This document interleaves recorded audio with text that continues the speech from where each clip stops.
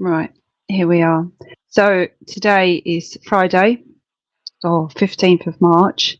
My time in the UK is just gone 9 o'clock, and yours is 8 o'clock, isn't it, in Australia? It So, is, yep, 8 o'clock. yeah. So I'm kind of trying to wake up to my day, and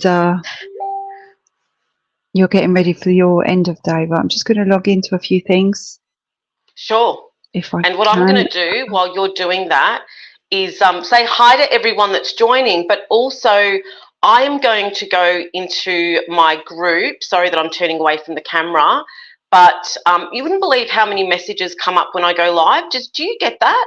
I just get an influx of messages. It just goes nuts. There we go. There's about 30,000 here.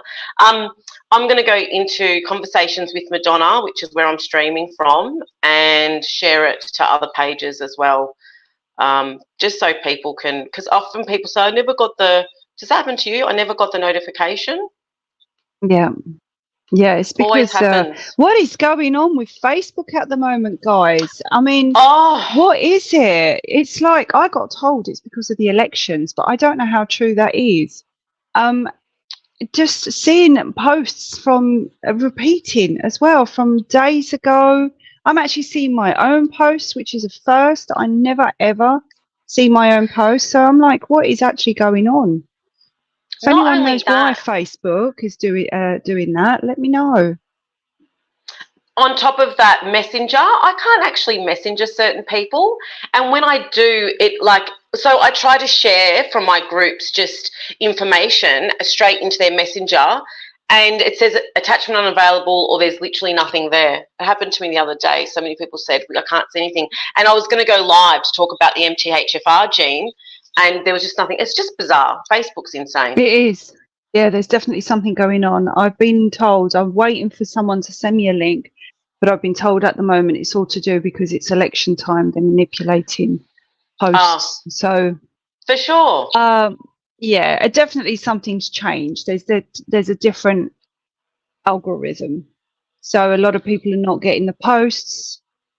Good morning, Chris. I can only see I can't see anyone that follows you. It just comes up as Facebook user. So whoever's joined us on Madonna's side, hi everyone. Hi everyone. Here we are. Yeah. Joe, so I'm Robert, just going to Susanna.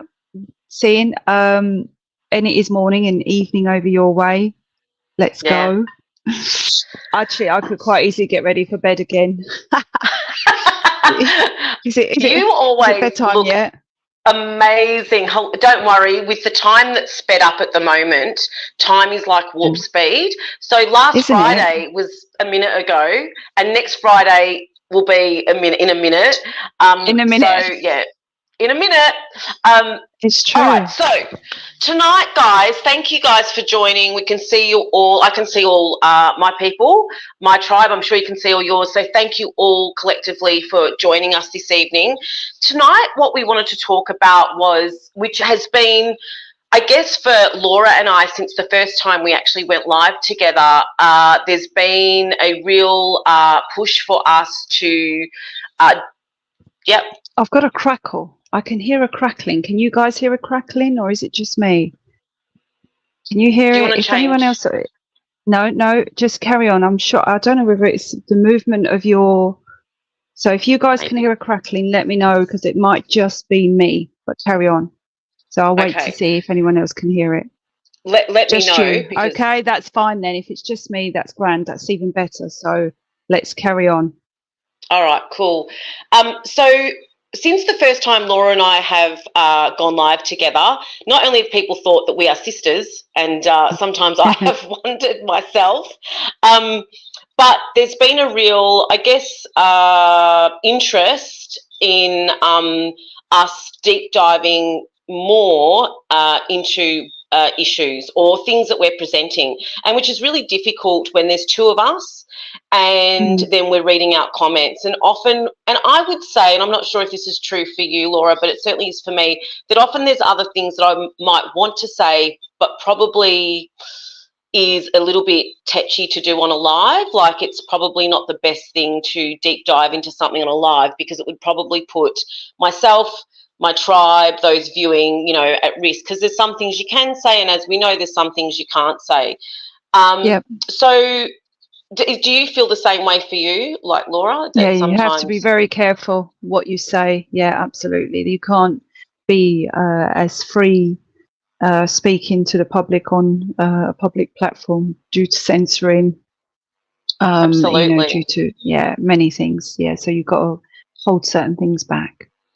Yeah, you've got to be quite diplomatic about the way you go about giving information out, or knowledge. And so we were doing a live together, and we were talking about mental health. We were talking about, you know, using words, how we use words to create neural pathways. And that live got so much interest in us deep diving into that. And there's been every time we go live, people want more and more information. But so what we have done, and what I've been speaking to lots of people about this, and they're really excited, is Laura and I are actually going to be running some workshops together. So the way this is going to work is that we are going to do 5 sessions, and they're going to be weekly. So there'll be 1.5 hours each session, and so it'll total 7.5 hours. So it's like doing a day conference, right?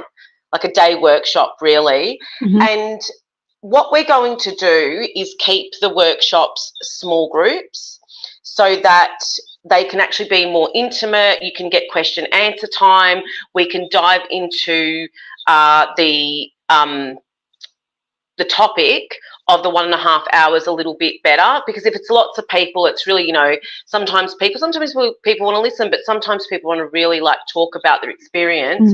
And also you guys can get to ask us questions. And I think also to be great, because there's some things that we can't say online, but we can tell you in a private group situation. So we're going to be doing that, and the workshops are going to be $50 Australian each session. So they're bought as a package and the reason why we're doing it that way is because I've been a group facilitator.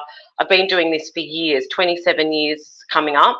One of the first things I did in my career was group facilitation, which I love.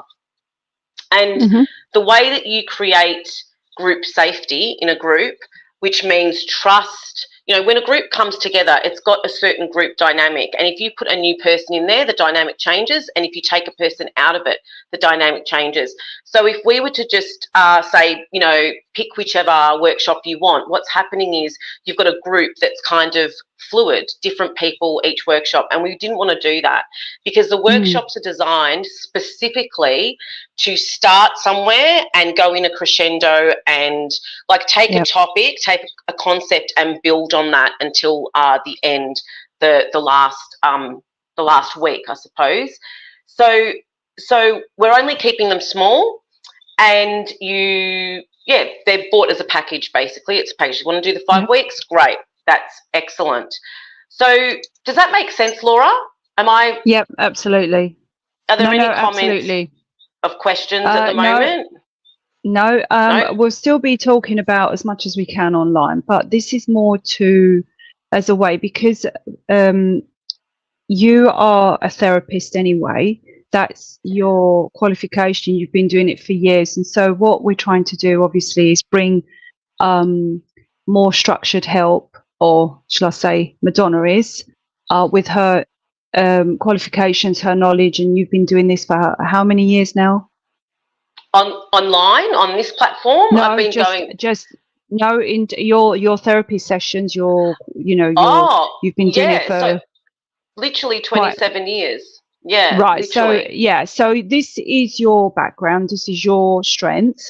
And so there's a lot of people that are struggling, a lot of people that don't know where to turn, who to go to, this, that, and the other.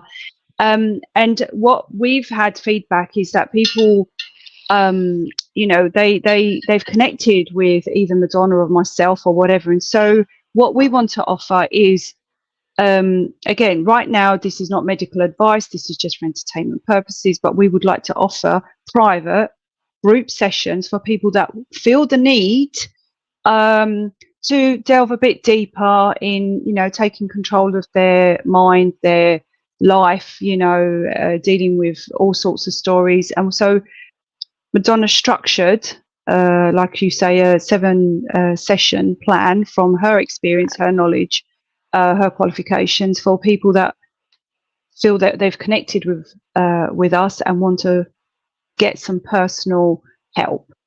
Again, I think it will benefit for anyone who, you know, might want to go and see a counsellor or therapist, to do it with people that you've already connected with and see how that goes. Yeah, so this is the kind of place that you would come. I know from people in my space, you know, if you're wanting to do one-on-one with me, this would be, but you can't, you think yourself, well, I don't want to do one-on-one, or I can't afford one-on-one therapy. This is a great space for you to do that, because the workshops that I've actually put together are based on therapeutical, behavioural psychological principles, right? But we're also going to be doing, I mean, I can talk about some of them because I've actually got them here in front of me about what you will be getting. But the reason why I'm really excited to do this with Laura is because, and I've said this in my last live, every time I speak to Laura, like every time, like we speak, and I'll be talking about a particular thing, maybe, you know, to do health related or anything, she'll always go, hey, darling, have you, you know, thought of this? You do. You go, hey, lovey, it's so cute. I love your accent. So she has this beautiful way of saying to me, hey, Madonna, have you heard of this person? Have you heard of this? Have you heard of this thing that you need to do with your health? And she's interviewed them. She's like, oh, hang on a minute. Yeah. I'll just check, and I've got an interview. Please listen to this person. Please listen to that person. And literally, I have never met another person. I mean, I'm sure they're all out there, but yeah, they are.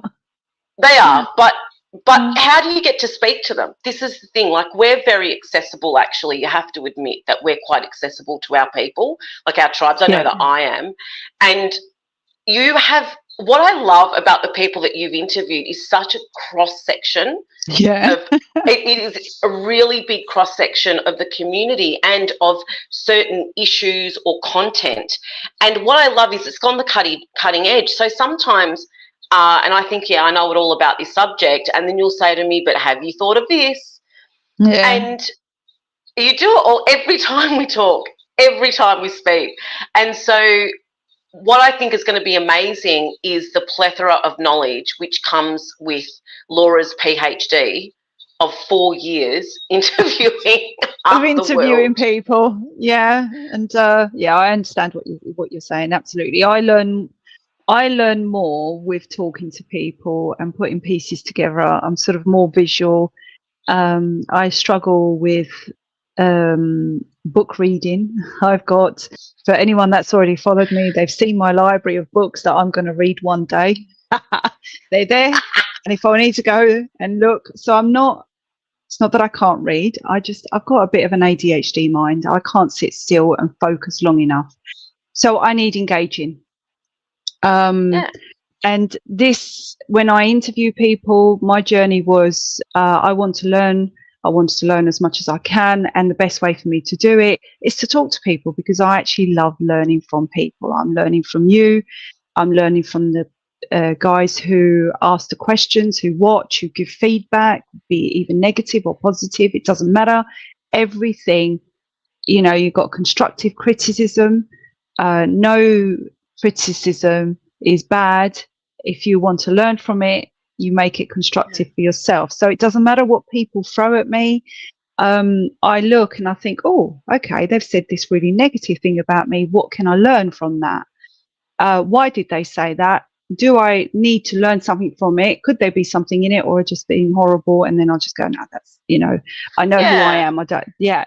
So for me, that's why I enjoy doing these, and I retain more information when I do the lives, because I'm actually interested, I'm engaged, and so I'm absorbing more.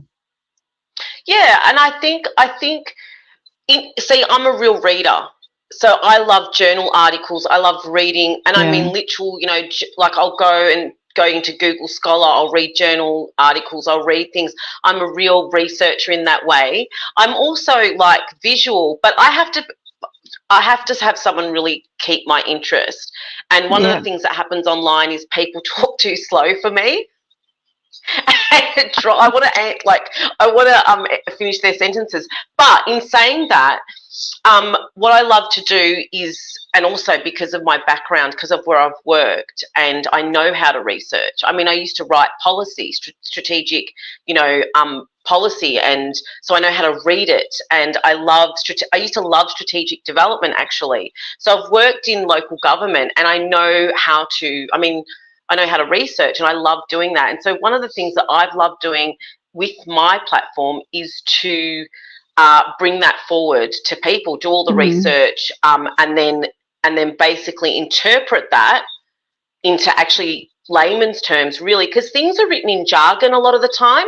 And I think that is why for you it's a great I think we're a great powerhouse team, because you've got the visual.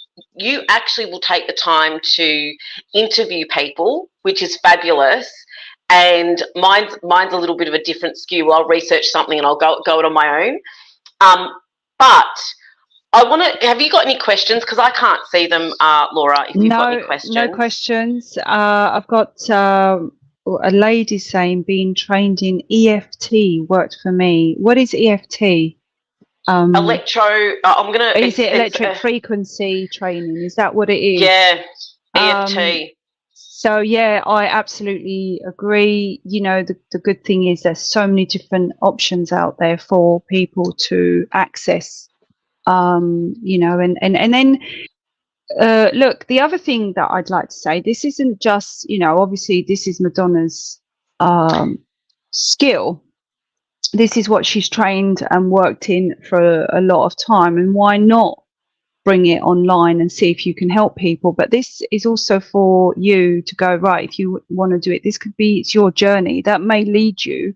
Sometimes in life we're stuck, and, you know, be it for whatever reasons, and you just want to connect and speak to people and listen and find different ways, different tools, and it can lead you on to other things. So it's a stepping stone to finding yourself. Emotional freedom techniques. Thank you. It's emotional focus therapy is what I've got. This is interesting because a lot of the stuff, you know, that's come up, I think are very recent.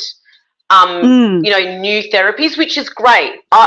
Which is great. I don't do EFT therapy personally, but the way that I do therapy is to make sure I'm working myself out of a job.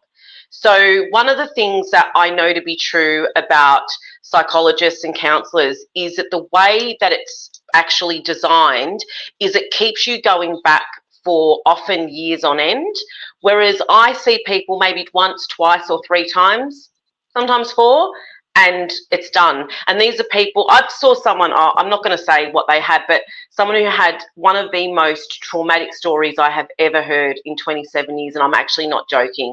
Like, it takes a lot. I mean, I've learned how to kind of have that bubble of protection around me. Otherwise, you can't do it for as long as I've done it. The burnout rate in my industry is 4 years, and it's for a reason, because you hear the most tragic, full-on stories that you can possibly imagine. But I had really great mentors when I was first starting out, because I remember that every single client that I had, I would go home and ruminate and really, you know, cry about it and really think about every aspect of their life and what they were saying to me. And you have to learn, actually, there's a strategy you learn so that, because you're not to deflect that, not deflect it, but it's about saying, to be able to have a bit of like a bubble of protection is the only way I can say it, because otherwise you just cannot do this for as long as I have. But she had one of the most seriously gut-wrenching stories I have ever heard in my entire life. And one session, that was it.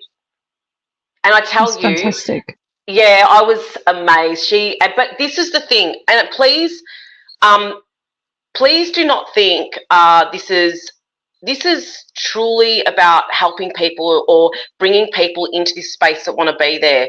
I don't work with people who are not there and ready to go. And I have a real value about not doing that. I'm not, like, this isn't about, like, come, you know, if you we want everyone and anyone and come to this. This is truly about the people that need to be and do a, small group, intimate setting with Laura and I, and get to know some really amazing stuff. Because I know for myself, I've got 27 years of experience, knowledge, speaking to thousands and thousands and thousands of people. And Laura is a real balance to that scale for me, because she has so much new knowledge to bring to the space. So I don't do emotional focus therapy, but I use more neuroplasticity. How do you change your brain? How do you actually use your brain to do new neural pathways and truly start creating the life you deserve quickly, rather than spending a year or 2 years in therapy? I'm not your therapist for that.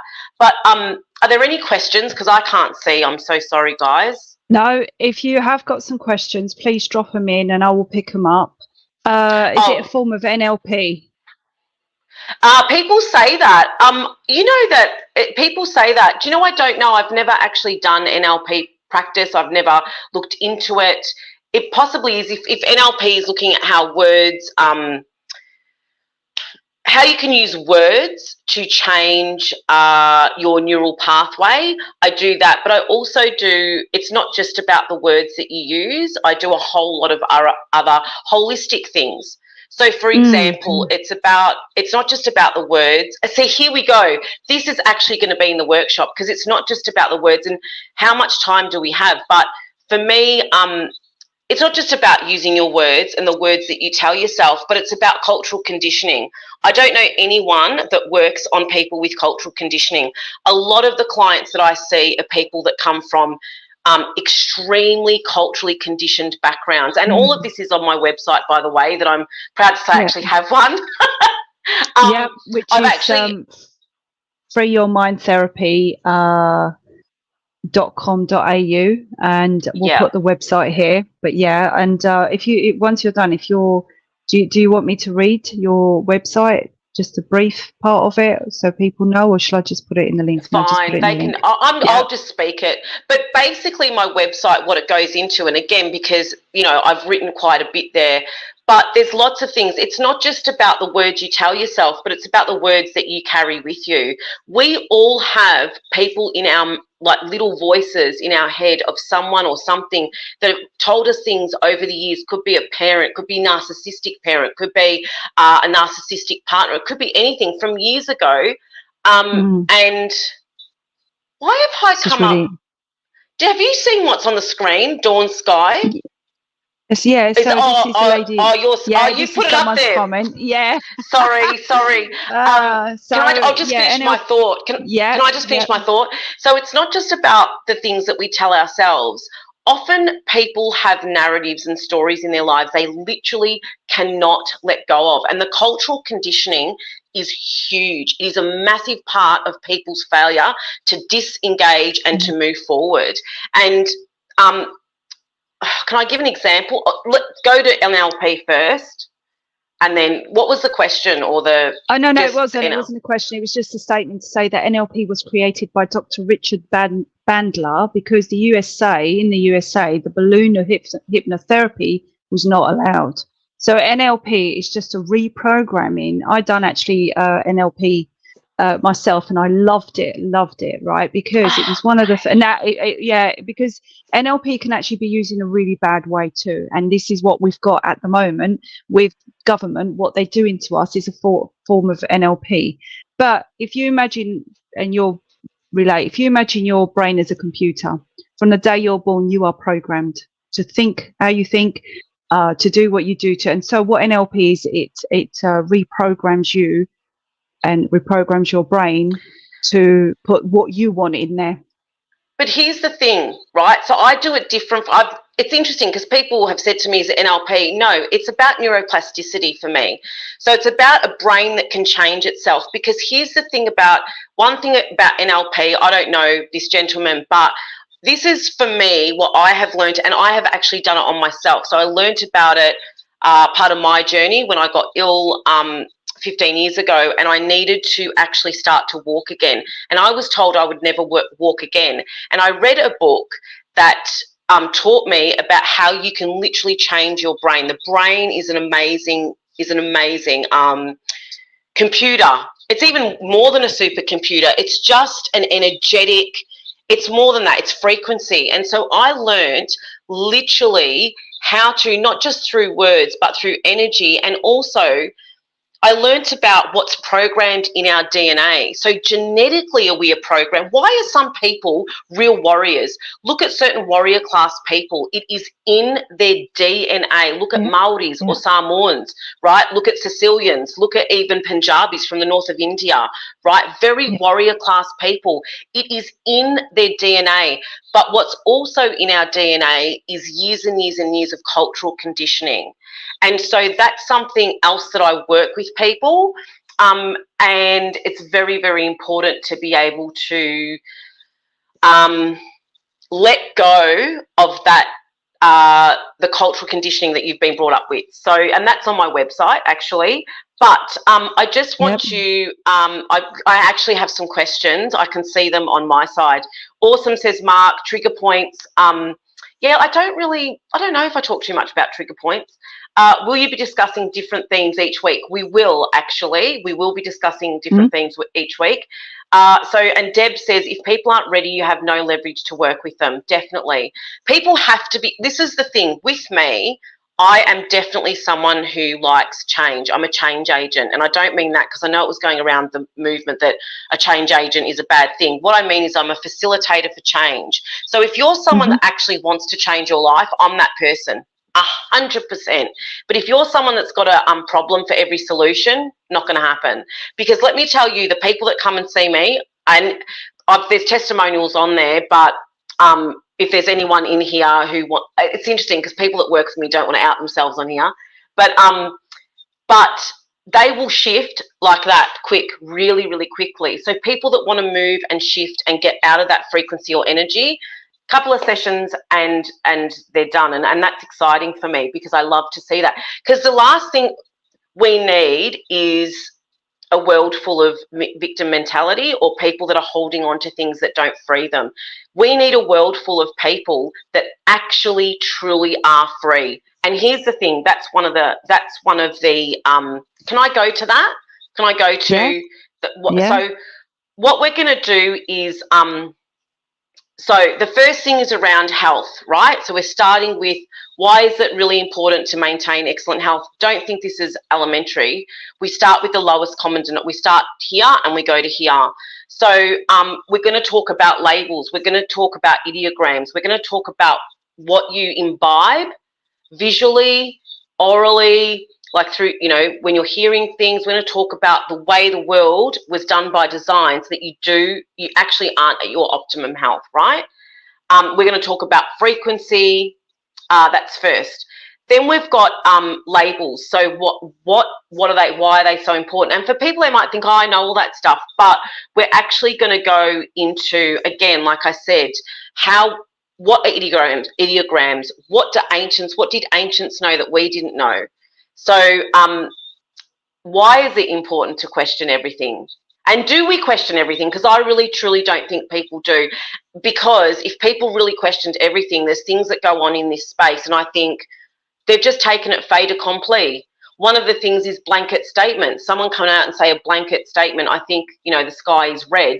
The sky is red. The sky is red. The sky is red. Where's the evidence? Where's the evidence base, right? So I'm going to look at that. Then we're going to look at literally, because we're actually building up. Then words are spells. So how do you actually create new neural pathways? How do we do that? And one of the things that we were asked often in my lives, in the lives with you, is how do you do it? What are the strategies? So this is a place where I can actually talk about that. Some things I can't talk about in a live, and that's where I'm going to talk about. Then we've got self-protective measures. One of the biggest responses I've ever had, us together and even me on my own, was self-protective measures. What is being self-protective? So practical things to do, again, some things we can't talk about online, to keep yourself safe. And I'm talking about seriously self-protective stuff? Like, how would you go about, down to the minutiae of, we're going to look at even within your home, like what would you do? Everything from home to work to when you're out in the, in the big wide world. Children, it's going to include what you do with your children. So we've got so I want to talk about as well what personal, and you're thinking, well, Madonna, this is more than 5. It is. But here's the thing, each group has its own life. So we might get a group and I might start at step 3. I know for me, like I said, I've been doing this for many, many, many years. So it might be that people zip through some things and we go on to the next. So I've actually, factored that in. We want to talk about, what does personal freedom really mean? What is the real meaning of personal freedom? Because many people actually think that they are free because they are able to walk out of their home. I'm free, I'm not locked in my house, I can walk and get in my car, I'm free, I've got personal freedom. That's not it. That is not personal freedom. And this is a huge one for me. This is a massive, massive thing I talk to clients about one-on-one, and is one of the biggest things that when they get it, it unlocks them completely. So we'll want to talk about that. It's a huge one, that is. We want to talk about, there's actually a few other things. People want me to still go, but we want to talk about, and I've done a whole live on this, but I want to deep dive into Save the Kids. This is a big one for parents, that people who aren't in my tribe, your tribe will not have, or anyone that's listening or watching that doesn't know me. I want to talk about, how do you raise self-protective children? How do you raise children when they get to a certain age? They are absolute on a frequency that they do not put up with their boundaries being stepped over. And this is a huge, because I will go from birth to adulthood. I'm going to take it right through and show how, if every single child was brought up like this, we would have a completely different society. And if we were brought up like this, it would be really different. Because one of the reasons people put up with abuse and continue to be abused and to be triggered by certain things is because it all stems from not being taught how to be self-protective and having their boundaries crossed. And parents don't even realise they're doing it. And then one of the things that Laura wanted to look into, and I think it's great as well, because, well, both of us, but this was great. This was archetypes. So can I say it is in like how the world has this archetypal view of women, and I've got here, it's like the spinster, woman on her own, how that's a really bad thing, and programming that it's not healthy for women to actually be on their own for a while and journey without a man, which is really important for how we process life. Like, we actually need to have that time. Some people just go from partner to partner, and even talking about inner femininity, which I think is really important, actually. Do you want to talk a bit to that? Well, I just want to do a few questions here. So yes, first of all, we've got someone who, I'm not sure who this is. Madonna's helped me more in one session than a psychologist I was seeing for 5 years. It's changed my life. So this is beautiful. Thank you. I don't know who that is, but that's I've Yolanda. I don't get to see. Jazz, good day, ladies. How many coffees to kickstart the day, Laura? So far, 2. I'm going to stick at 2 and no more. I try not to have too much, but I will be changing to a different coffee, mold-free. We were talking about this, about health. Listen, when people say to you, you shouldn't drink coffee, you shouldn't do this, you've got to weigh up. I mean, I don't drink alcohol. I don't go out partying. I don't smoke. I try to eat clean. I'm a bit of a cake addict, and I like a coffee in the morning. That's it. It's not going to kill me. So, weigh it up. We've got a lady that says, I'd like to overcome limiting belief, as I often feel stuck, like there's a block to go forward. So would that be covered? You know what? Yes, it would be. For sure. Oh, my God, 100%. Absolutely, of course. Jesus I Christ, like we'll when get the that penny unlocked. drops.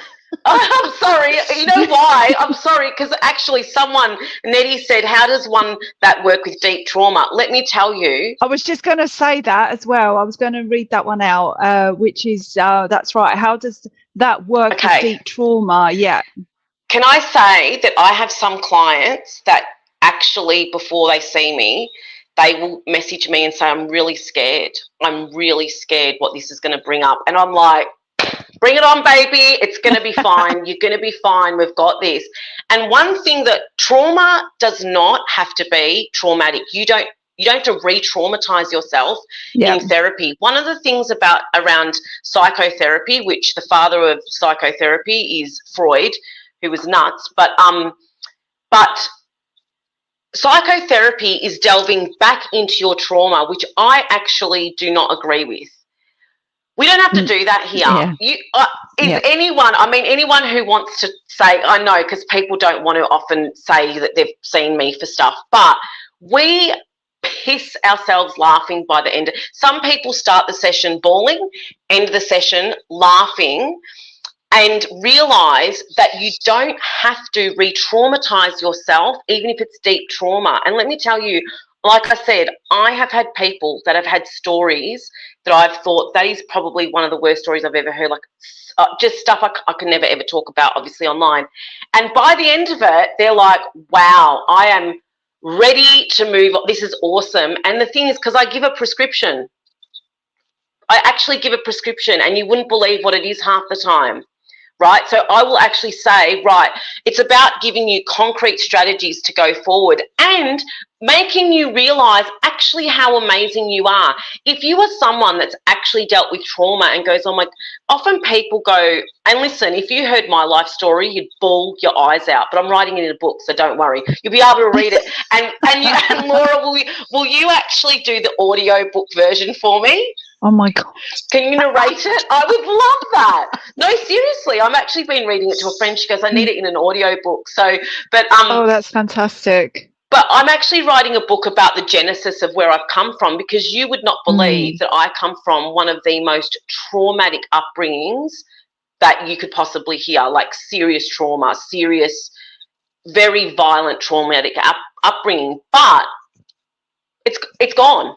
It's made me who I am. And once you realise that what you have gone through, when you learn, it's not even learning from the trauma. It's when you, again, flip the narrative and realise that the fact that you've gone through trauma makes you really resilient, because, hey, you're still here. And people only disempower the most powerful people. So part of my job when I'm in a session is to make the person realise, do you know how powerful you actually are? If this and this and that person's trying to, do this and that, do you get that you literally, your light upsets their demons, and they have seen your light and they have gone, because this is what people do, abusers, they go, I want what I don't have. And the opposite to light is darkness. So people that have this darkness about them, they want that from you. And so when people realize that, and it really, and I mean really, switches on, you know what, I'm going to have literally an army of people out there totally beaming. And that's what it's all about. I don't need you for a year. I need you for 2 sessions. That's it. So you can do it, is what I'm trying to say. Excellent. Yeah, so, and Jani's saying, I absolutely agree. Look, it all sounds absolutely incredible, but it's true. That's the thing. Like, I'm not here to sell you a cure. What I'm here to say is that there are ways for you to, release that finally.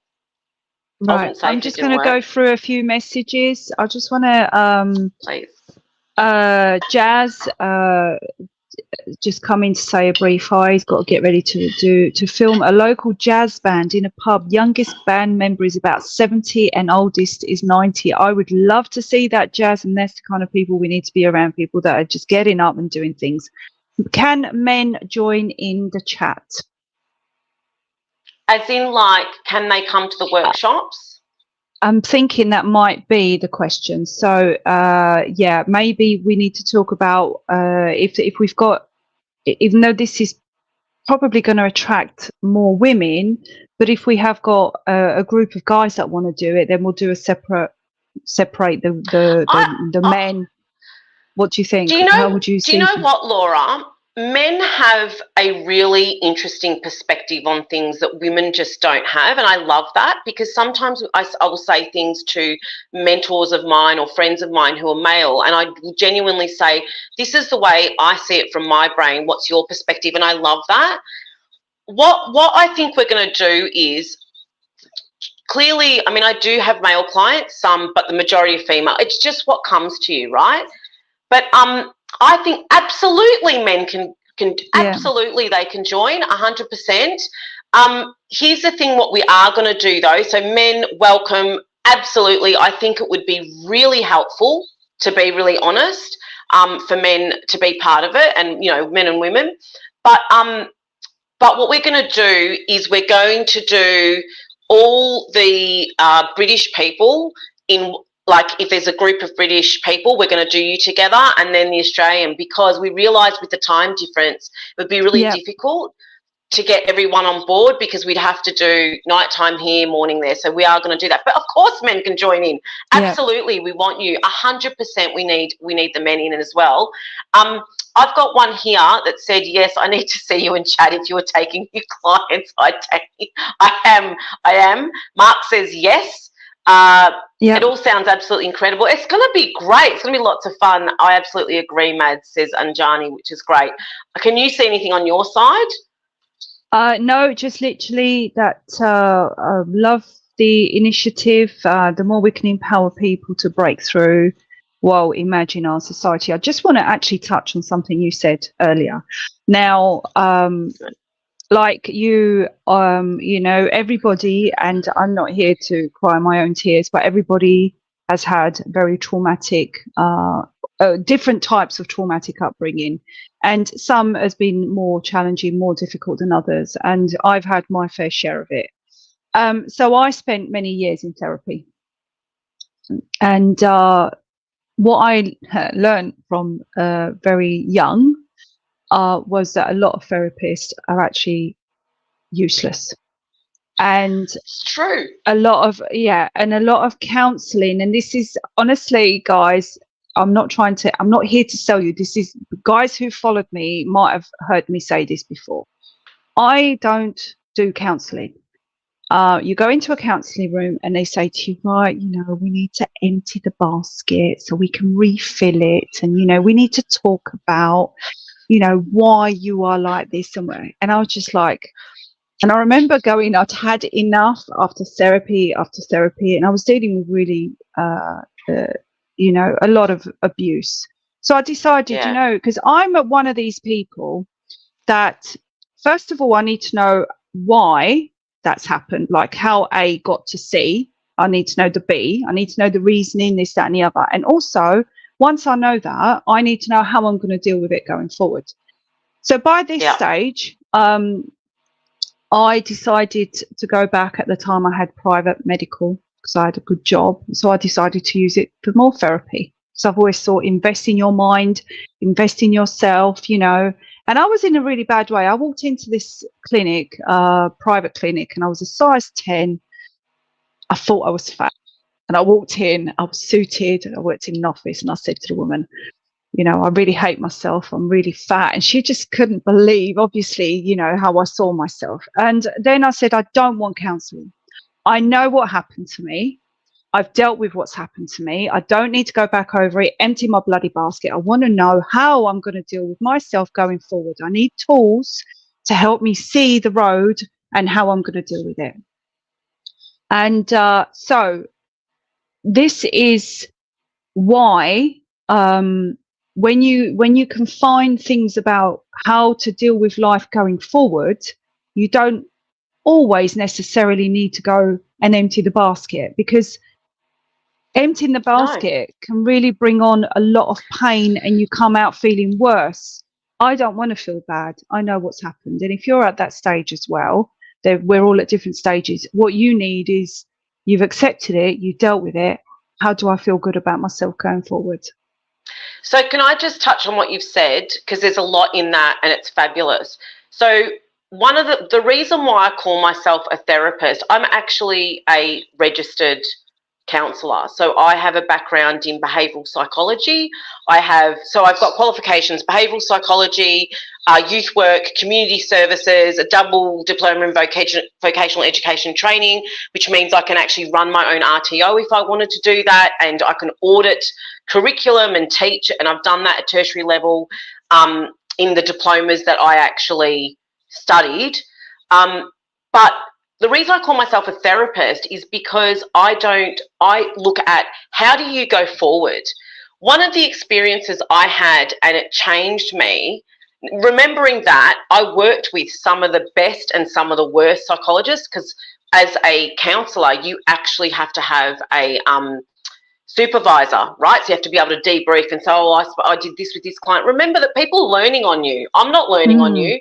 I've got 27 years up my sleeve, right? And I'm not saying 1 year times 27. I'm like 27 different years. I've worked all over the city of Melbourne. I've worked with refugees, asylum seekers, metalheads, punks, rockers, women, men, in domestic violence, facilitation. I have been a consultant for what they call Foundation House here in Australia, so people who work with people who are trauma, PTSD, trauma, domestic violence, narcissistic abuse. So I've got a really big toolkit myself, right? So I come with that. I'm not trying to sell myself, it just is what it is. And I know that a lot of people who are working now will specialise in one thing, and that's great and good, and sometimes that's what people need. But I went to a psychologist for a critical incident that happened in my workplace. So it was like something happened, it was a critical incident, you have to have debriefing. And this fuckwit, right, who practiced psychotherapy, there's a thing, no, it's really bad. Like you got to understand, we're dealing with people's mental health. It's just as bad as a doctor giving you the wrong prescription, right? Yep. So he said his background was a Freudian. And so he was like, what they do is they get you to go back into the trauma and speak to the person that is, has abused you and whatever. But there's a thing called containment. So you're going to learn, this is all going to come in there, but I'm going to give you a bit of it. So there's a thing called containment.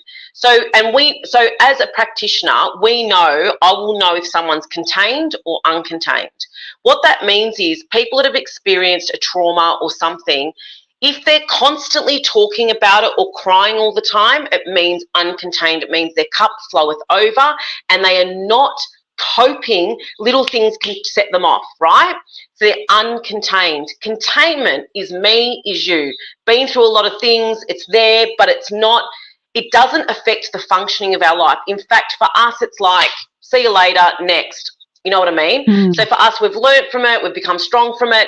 If we needed to talk about it, it wouldn't, like if I was going to talk privately to Laura about my life, I wouldn't be bawling my eyes out. I'd be matter of fact, this is what happened, that's what happened, because it's contained, yeah?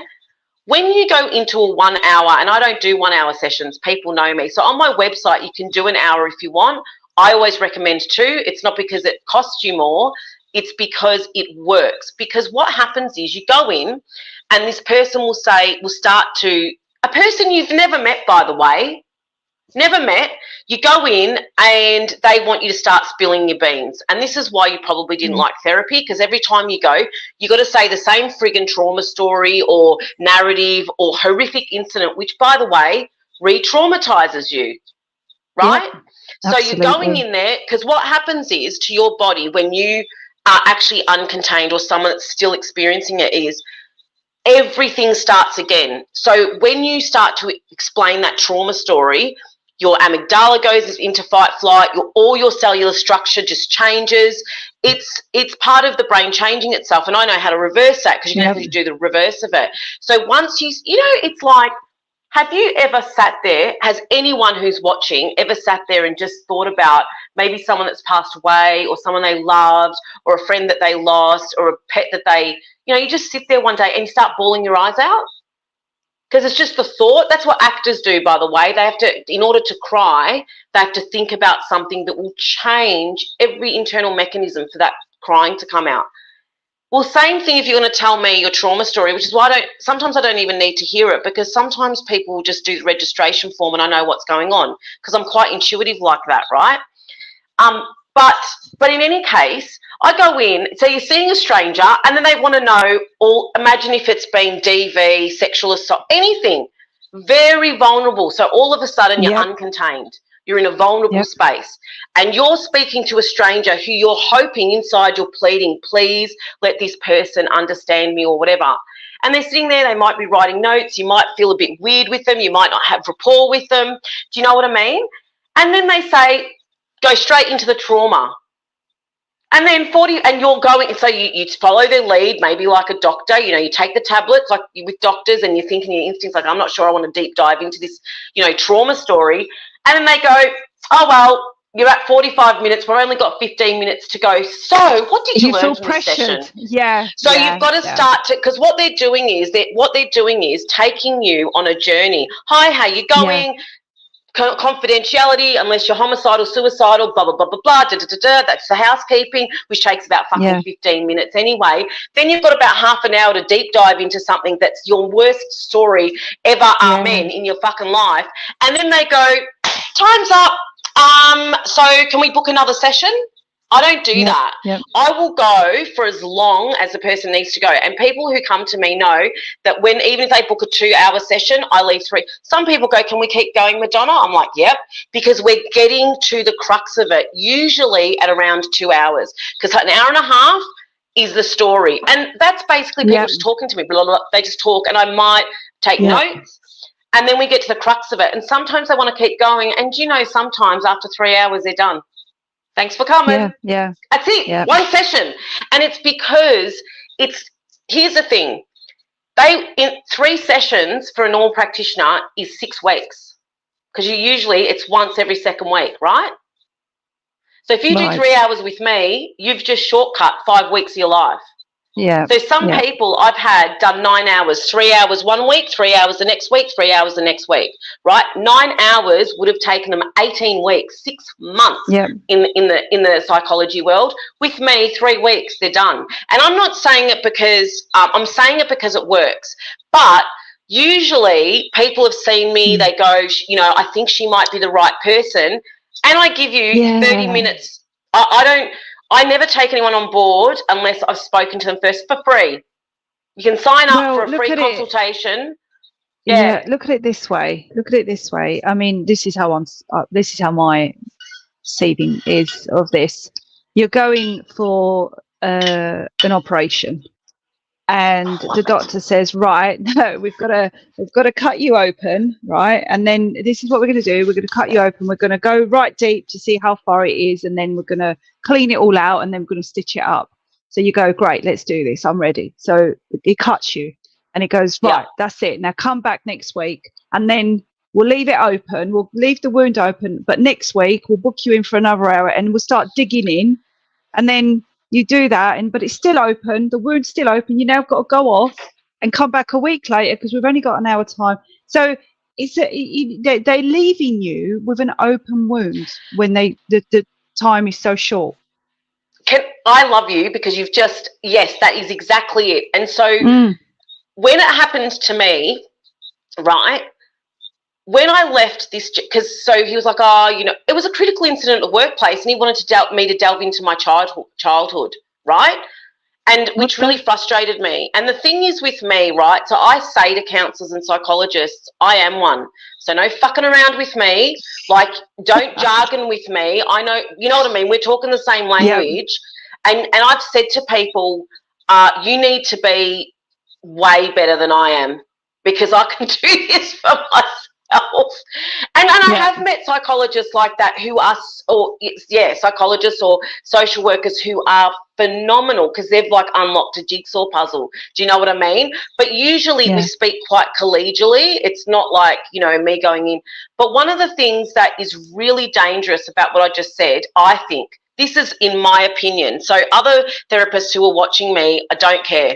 This is my opinion, and I think it's really valid because I've seen it and I've experienced it. And the reason why a lot of people come to me is because they've had horrific experiences with other therapists, right? Yeah. So it's called being uncontained. So when you have not resolved or become contained, and one of the so I'm telling you a bit of the back. I'm telling you what's behind the wizard's curtain.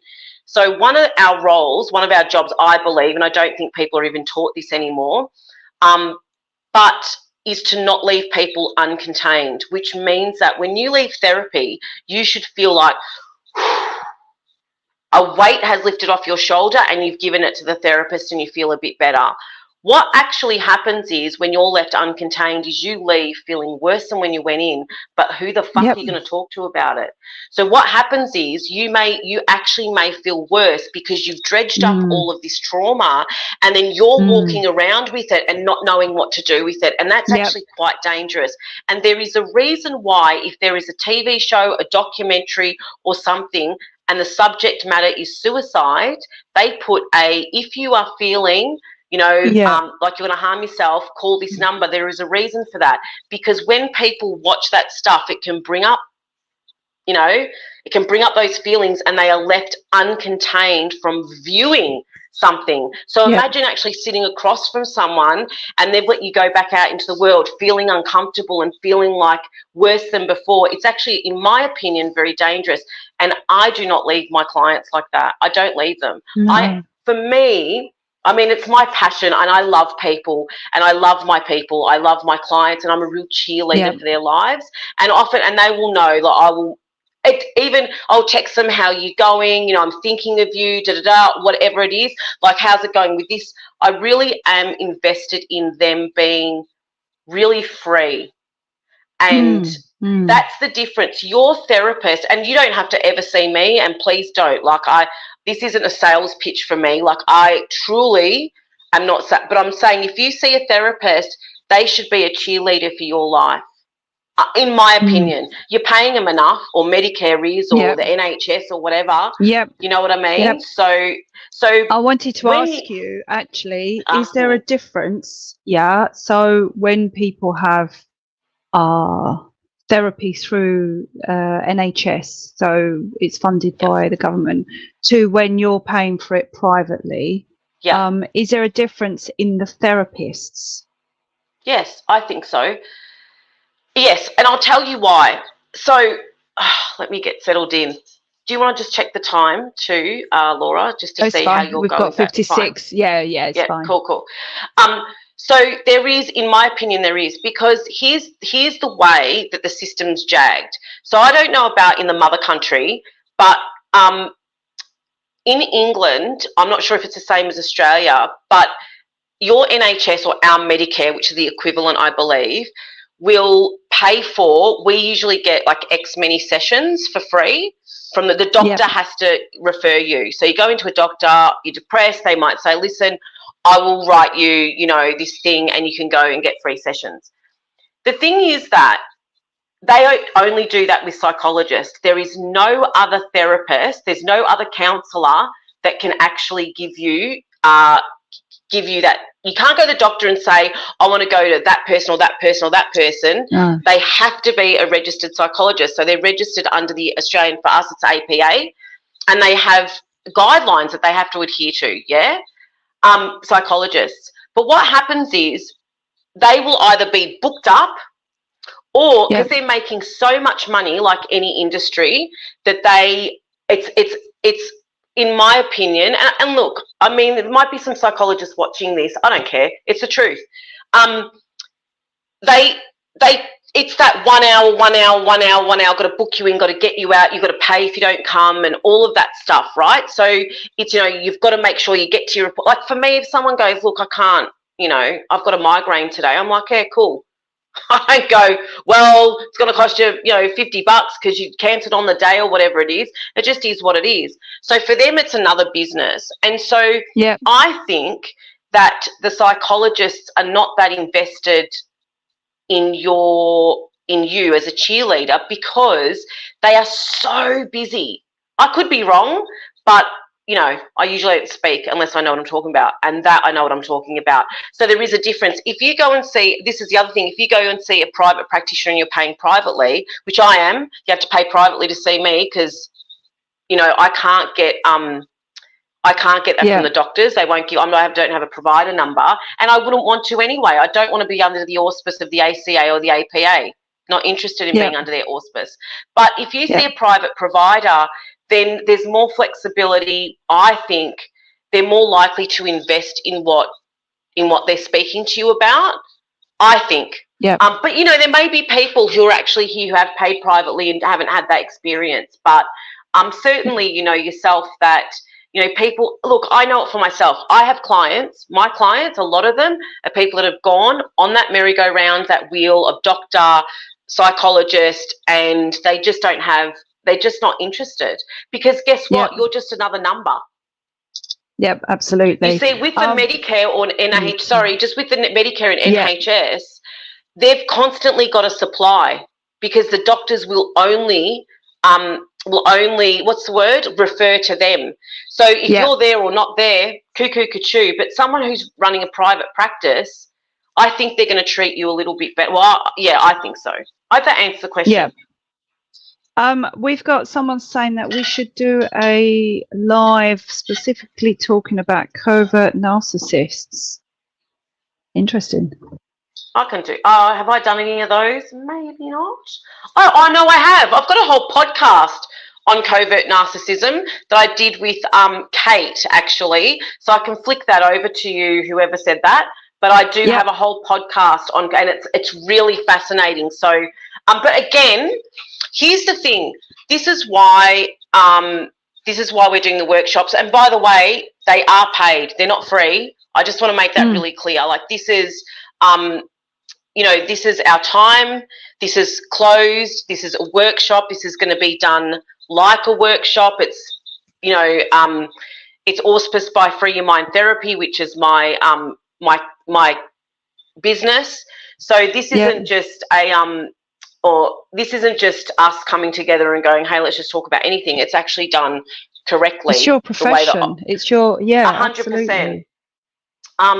But that's the other thing. We might find that a certain group wants more information about this, and it happens. Groups have lives of themselves. So one group, you might be in a group that actually you go, and the thing is, it will naturally synchronistically happen. We'll just find that maybe a group needs more info, and we can do that.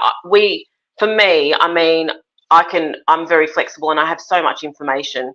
It's actually, I couldn't even do it in 5 sessions, to be honest. I just did it that way because I thought we could always do another 5. Do you know what I mean? If like we had someone, a group that was really interested, and keep going. Do you have any? I've got some statements and some questions. Yep, go for it.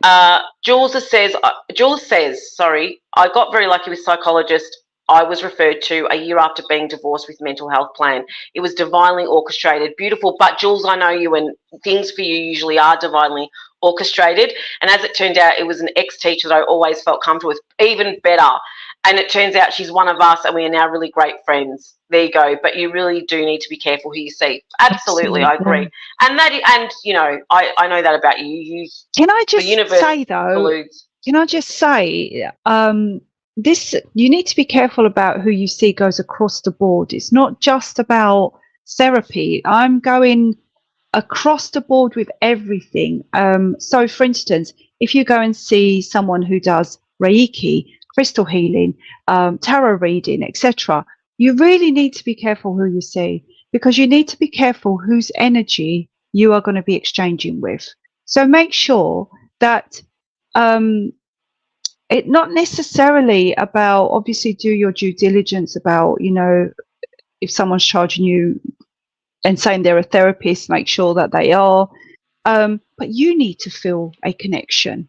You need to feel comfortable with whoever you're seeing, and you need to feel that they are the right people for you. If you ever walk into a situation to have anything done and you think, oh, I don't know about this, I don't feel so comfortable, oh, I'm here now, I feel like I have to do this, but there's something, don't do it, walk out. No one will force you to do something you don't want to do. You have to feel good about it yourself. It has to feel right. And I think that's why, for me, it's really important also that I feel right. Yeah, right. Absolutely. So I actually do a first free session so that the person can explain, this is what I'm wanting, or this is where I'm coming from, and I can explain, this is what I do. Because I'm not the person for everyone, and I know that, because some people might want to go slowly and gently into the night. And I've got some testimonials that say, like, Madonna is like, you know, just a truth speaker. She'll get you moving, you know, and Yep. I am not, I mean, I will obviously be gentle with people, like obviously people that, you know, have experience. I can be very gentle, but I'm also let's get you moving forward. And so some Yep. people might want that slow burn, and I know what I'm like, and you know, I know who I am. And one of the strengths, I think, another thing is with a practitioner, they need to know what their strengths and weaknesses are. If I don't know something, or I'll research it and refer you on. Not an issue for me.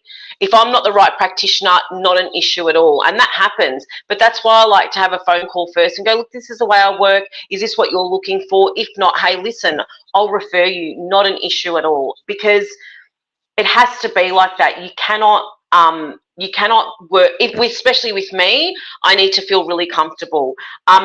Mark says, worth seeing a therapist. It gives you a safe space to open up and trust another person to speak in your life. Learned a lot of the way I was living with complex trauma, life-changing. And I agree with you.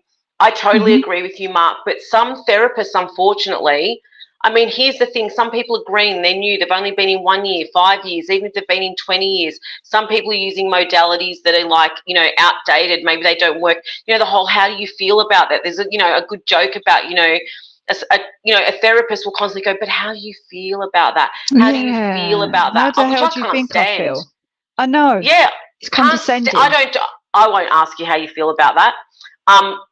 It really is condescending. So how do you feel about that? Oh God. Again, I'm very different in that way. Thank you, Jules. She said mental health plan. I know sometimes I can't get my words.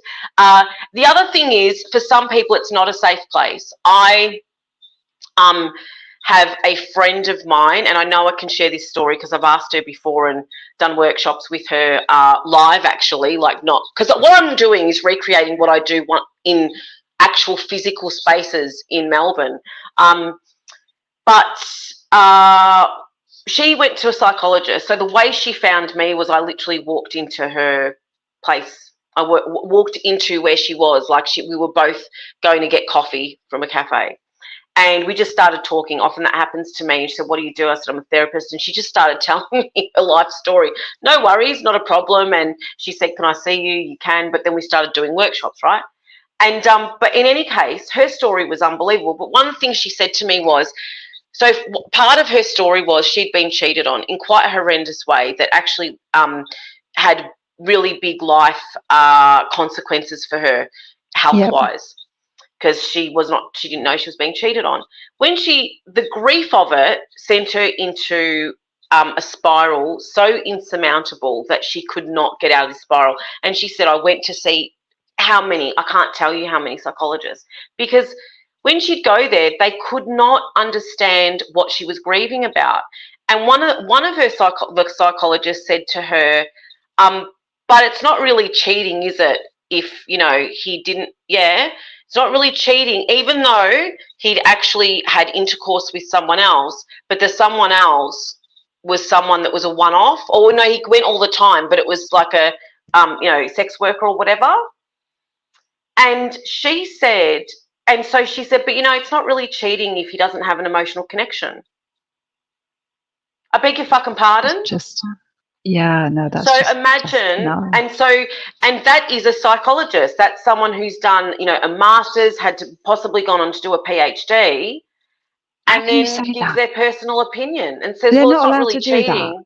Maybe to you it's not really cheating if the guy doesn't have an emotional connection, but what I would have said to that person would have been totally different. It wouldn't have even been about really what he did. It was about her experience. What it did for her, what was her experience in this. And so if she feels like she has been cheated on, that is her experience. So do you know what I mean? So how would you flip that narrative in her mind of being like the victim to the victor in that story? Because it's actually quite gutsy to walk away from something like that. you know, in my opinion. But in any case, that was part of, and so that wasn't a safe space for her. So that is why Laura is saying you need to find a therapist that you have good rapport with, and that if they say something that doesn't sit, then it doesn't sit. And she never went back anyway. And a lot of people, psychologist and counsellor hop for many, many years. Yeah. But at least absolutely. but at least in these small groups, it's not one-on-one counselling. It's a broad brushstroke, if you like. Was that how you would say it, Laura? Yeah. Actually, I've got a question, and this is you mentioned actors, and I've always wondered this. Right now, I done drama, and I'm not dramatic, but I wanted to really get into. That was actually my passion. I wanted to be into acting. I wanted to do script writing. I've always loved things like that. Never got into it because, again, my upbringing stopped me. But it's something I've always been passionate about. To be fair, actually, I'm probably lucky because now I'm not part of that Hollywood scene or anything like that. Who knows where it could have gone. But when an actor plays a role, one actor can play many different roles, and it always gets me thinking. I know that when you step into that role, you have to become that role. You have to think like them when you're really, really good at your job. And so if we've got someone that does different roles, especially when they're really good actors, how do they cope with being all these different people? How do you then at one stage or other not know who you are? I can answer that question for you. Okay. So when I went to high school, I had an amazing drama teacher. She was amazing. I still remember her name. She was awesome. And she trained in America in the actors studio, whatever it's called, where like Al Pacino and the rest of those shebang-a-bangs. Yeah. And it's called the Stanislavski technique, which she taught us. She was amazing. I'll never forgot it.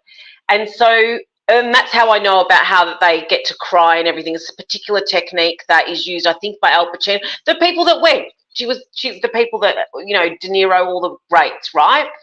So, but one of the things they have to do when they stop playing that character is to actually debrief from the role.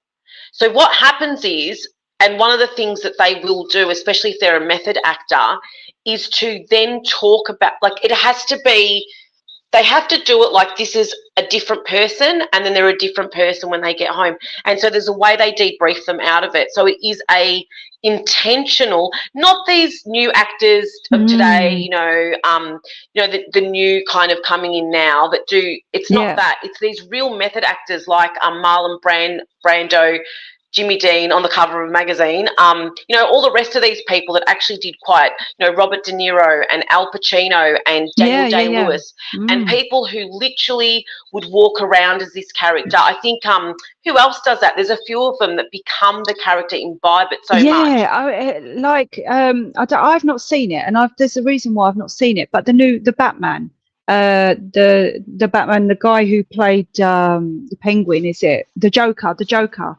Now, I don't know if you've seen it, and if any of you guys have seen it. I haven't, because actually the film is really depressing. Like, it goes into the mind of the Joker and how he became the Joker and how traumatic it was. And I'm thinking of that actor. Sometimes actors need to lose a lot of weight.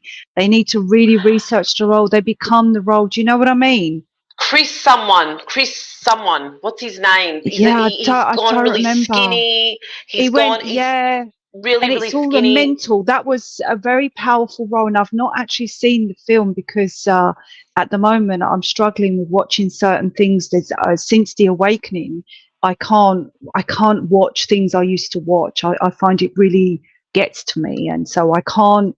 I don't know what it is. The energy has changed for me, but he has had to play the role, and there's other actors who have gone into a real deep role. Yeah. Where they've become, and it messes with your mind. So yeah, I mean, it's really interesting to know how they deal with that. So Jules wrote Meryl Streep. She's another method actress. Yeah, she's another. But I think so. For me, I really am careful about what I view. I don't even want the energy. I mean, my ex-husband, used to laugh at me, but I will never put a, horror movie, like I don't even want the energy in my device or in my TV. So, I have a sibling who loves horror movies and, all the Exorcist and all of the rest of the palaver. I think that energy for me is just, I don't even want it around me. And I agree with you. They've done the Joker. I didn't, what was the name? Jules, you'll know the name of this person. What was the name of the Australian actor that played the Joker? And then, what's his name? Yes, he died, didn't he, of an overdose? Oh, so we are led to believe. Yeah. And he was an amazing actor. Heath Ledger, thank you very much, Heath Ledger. What a great guy. I don't believe for 1 minute the man died of an overdose. I think there was a whole load more going on. He was absolutely brilliant actor. I used to love films before COVID. I still do, but anyway.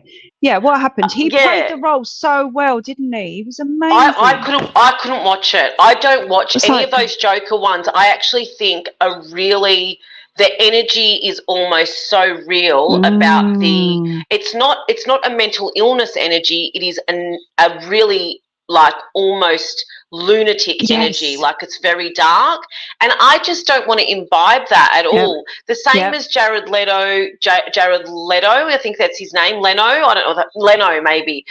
And he got really skinny and played like a transvestite in a movie. I'm not interested. To me, listen, I watch a lot of documentaries. I watch real life stuff. I watch a lot of stuff on criminal psychology. And let me tell you something. People get killed over one of two things, money or an affair. It's so interesting in the world. Drugs, money, women. Like in bloody Calabria and Sicily. Yeah, absolutely. But, it must play havoc. It must play havoc on their mind. And there's another thing that, and this was even before I woke up, I couldn't watch. Now, and these are the films, and the reason I can't watch them is people go, yeah, but it's just a film. And I sit there saying, yeah, but someone thought of that film. Someone actually took the time to think of that story, write it, make it, direct it. That, to me, is the sick part. What was that thing? The clown on the bike, where the guy Saw. Pennywise. Do you remember Saw? The film Saw. Do you remember the film Saw? And there's a story. SAW. Yeah. I'm not interested. Or Hills Have Eyes. Or not interested. I don't even know. These are real psychological sick films. And the guy was in the middle. There was a dead body in the middle, and there was two people, and they had to try and get out. And I don't know what it was. And I was just like, I was so traumatized because someone thought of it. Here's the thing too. Here's another thing. For some people, they don't care, but for other people, those kind of movies like Seven, which was Morgan Freeman, and other movies, psychological thrillers, but ones that go beyond, and it's almost gratuitous, but really sick, twisted kind of, what's that, Dahmer kind of, do you know what I mean? Like Jeffrey Dahmer kind of stuff, that mimics the worst of the worst in real life. Yep. But even beyond, it goes beyond. Like someone has thought about what would be the worst thing I could ever think of. That I couldn't think that way, but must be a special person. The thing is that it can trigger people's, fight-flight response. There's certain scenes I cannot watch. Especially when it comes to violence against women. Yep. I literally, absolutely. Blood Diamond, when I watched Blood Diamond, I was on Slumdog Millionaire. I couldn't watch it. I was pregnant actually with my child, and I was bawling. I was like, actually, like, oh my God, this is horrific. So they do trigger us, because here's the thing. See, told you, full of stuff. One of the things we do is called, and I've talked about this on my lives, suspending our disbelief. And so in order to actually get involved in the storyline of a movie like Jack Reacher or Jason Bourne, where we know no one could go into a fight seat for 25,000 years and come out of it, looking still good. Do you know what I mean? I always think after the first punch, the guy would be knocked out for sure. Yeah. Or they throw a tiny woman up against, a brick wall, and she gets back up again. But in order to believe it and go along with the story while watching it, we suspend our disbelief. That's what it's called. So you have to suspend your disbelief. Otherwise, you're like me going, that's rubbish. That could never happen, which I'm one of those people, right? I don't suspend my disbelief. I get annoyed that it's not kind of, real. Real. But in order to, like, view this other stuff that's really quite gory and that, you have to invest. You have to suspend your disbelief. It's like kind of opening up the doorway to your mind. So you have to actually invest in that storyline and stuff. And I just think, well, not for me. It's not for me, but some people love it. But that's why it's probably a little bit difficult to watch. And when you vibrate on a different frequency. Yeah, exactly. And also, let's not forget that they have to put warnings up that for epileptic users, this uses, lighting strobes, or there may be scenes that may be, but they don't ever put warnings up to say, listen, this is going to have an impact on your emotional and mental health, and that's why and we're going to open up your mind and start messing about with it, because that's exactly what they're doing. And we're going to desensitize you to violence and and rape and sexual abuse and drugs. And I can't listen. I can't do it anymore. I'm like, since waking up, I will watch films. Now I'll watch films with a different eye, and I see exactly. So now I kind of like to watch things to see exactly where it is. There was a scene on a Netflix series, Killing Eve. And I don't know if you guys have seen this right now. I'm like, really? Seriously? And they gone to this chicken place where they're eating this, fried chicken, and she tucks into it. And she's like, oh my God, this is so good. What is it? And he's like, cocaine, children. And she's like, I don't care if it is cocaine or crack or kids. I love it. And that's it, and like if you don't know the narrative behind it, you just think, oh, it's a joke, it's fun. But when you know how sick the world is and what these people are really capable of doing, they're putting it in the scenes. They're putting it in there to desensitize you. And this is actually going to be one of the workshops, because the thing is, we talk about the agenda, they're doing this and they're doing that, and chemtrails in the weather and all the rest of it. But actually, it's far more insidious than that. And this is actually really poignant, what Laura's talking about, because it's in lyrics. I love lyrics. I write music. I have a, CD. I have a whole album, and I'm currently doing a second one, right?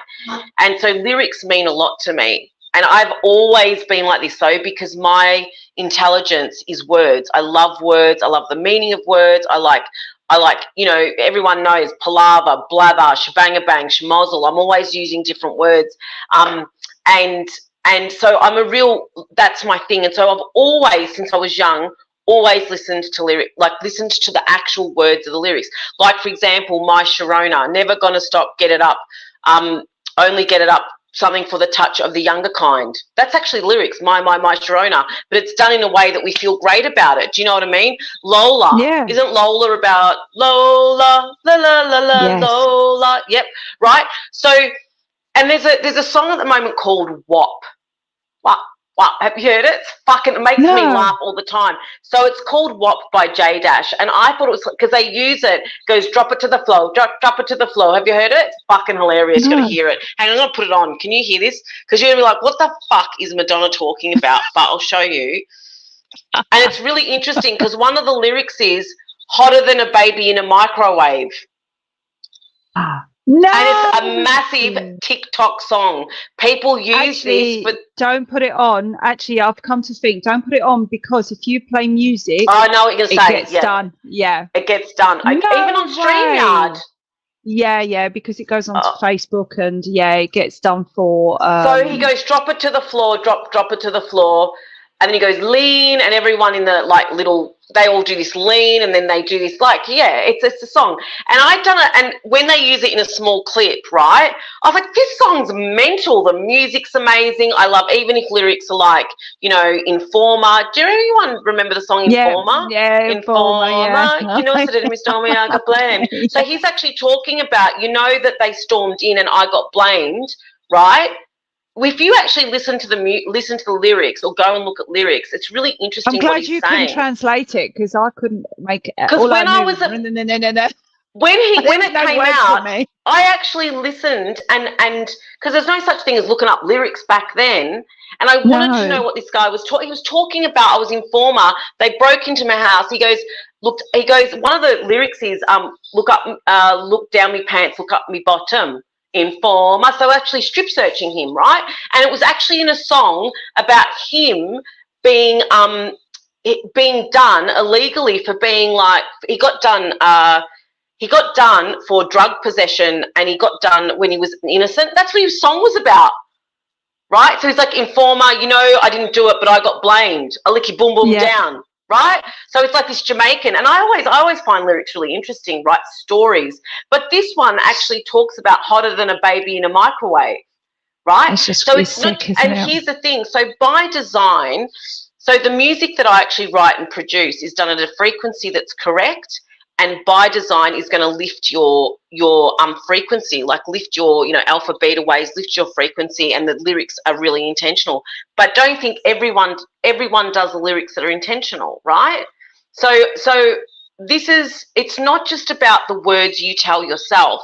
It's about what do you put into your brain, right? Yeah. Because it's everywhere. Yeah. So it's really important, because here's the thing. The more dumbed down that we are, and the more that we ingest these messages, as banal as we may think it is, the more that we're bringing these messages, it is literally subliminal messaging. Yeah. A lot of the music that's written is around codependence. I can't live if living is without you. Living is without you, yeah, absolutely. Right? And what was that other song? Oh my God, there's one. Guys, you must remember, but there's a guy. Oh, I can't remember her name. Back in sort of 60s maybe, where she sings that she wants to do everything for her man. She wants to bake his bread and, you know, do everything for him, and she doesn't care. Oh my God, I'll have to find this. But again, I was listening to the lyrics and I was thinking, he's a slave. What, he can do whatever he wants, and there you are, cleaning his clothes, doing his work. No. And that's the brainwashing of the music. But it's also, I mean, it's not just about like her, you know, it is because a lot of all music is about codependence. I cannot live if I'm without, or hit me, baby, one more time. Hit her where? Yeah.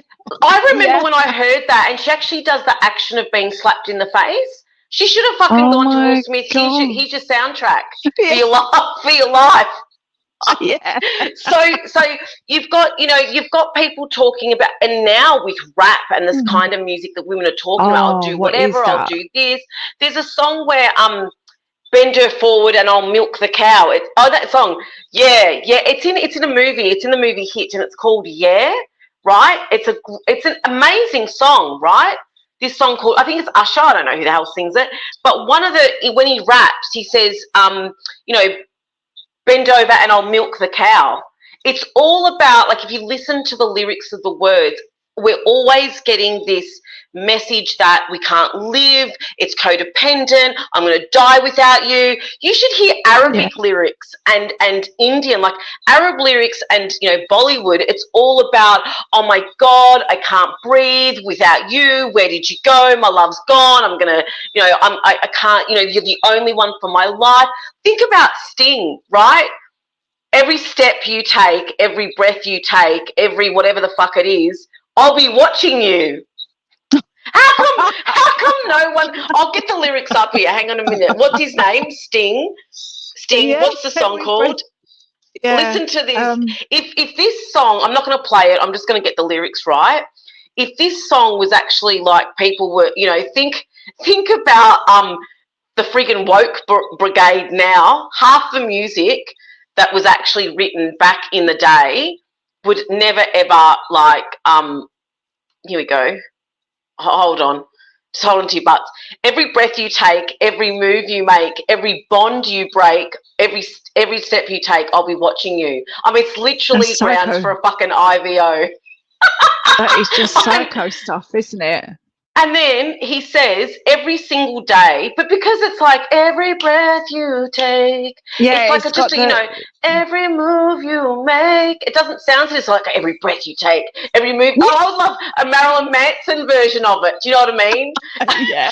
And then he goes, every single day, every word you say, every game you play, every night you stay, I'll be watching you.